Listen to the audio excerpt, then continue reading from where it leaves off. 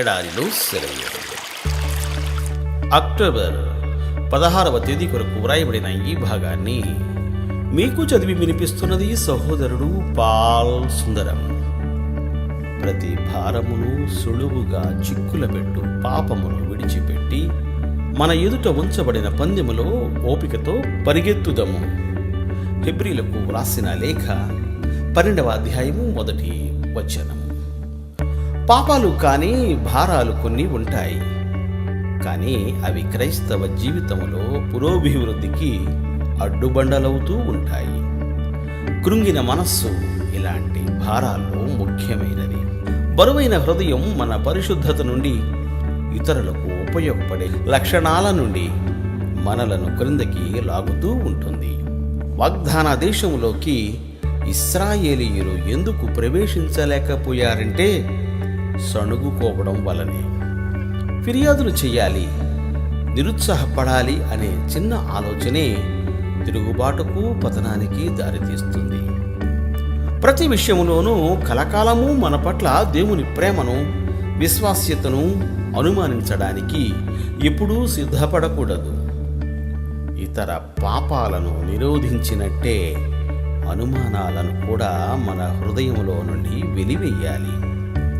స్థిరంగా నిలిచి అనుమానాలకు లొంగకుండా ఉంటే పరిశుద్ధాత్మ మనకు తోడై దేవునిలో మన విశ్వాసాన్ని బలపరిచి విజయాన్ని ఇస్తాడు.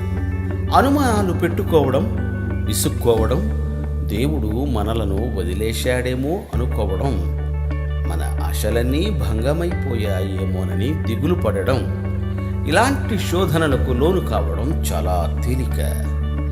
ఇలా నిరుత్సాహానికి లోను కావద్దు. మన నెమ్మది చెదిరిపోకూడదు. సంతోషం మన మనస్సుల్లో నుండి పూర్తిగా వెళ్ళిపోయినప్పుడు అది మహానందంగా ఎంచుకుందాం. విశ్వాసం, దృఢ నిశ్చయం, అవగాహన ద్వారా ఆనందిస్తూ మన తలంపులను దేవుడు సఫలం చేస్తాడని నమ్ముదాం. సైతాను దగ్గర 2 కుతంత్రాలున్నాయి.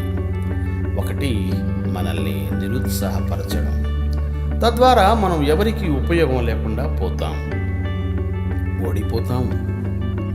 రెండోది, మనలో అనుమానాలను రేపడం, తద్వారా దేవునితో మనకున్న విశ్వాసపు లింకును తెంపేయడం.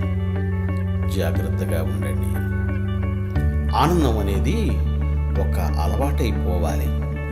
అది ఆత్మను శృతి చేస్తుంది. అది మన ఆత్మను సైతాను ముట్టుకోనియకుండా చేస్తుంది. ఆత్మతంత్రులు పరలోకపు ఎలక్ట్రిసిటీతో వేడెక్కుతాయి. సైతాను వేళ్ళు ఆ తీగల్ని ముట్టుకోలేవు. పరిశుద్ధాత్మ మూలంగా కలిగే ఆనందంతో పొంగి పొరలే హృదయాన్ని సమీపించడానికి సైతాను జంకుతాడు. సైతానును దూరంగా ఉంచినట్టే ఆత్మలో దిగులను దూరంగా ఉంచాలి. ఇది చాలా కష్టమైన పని.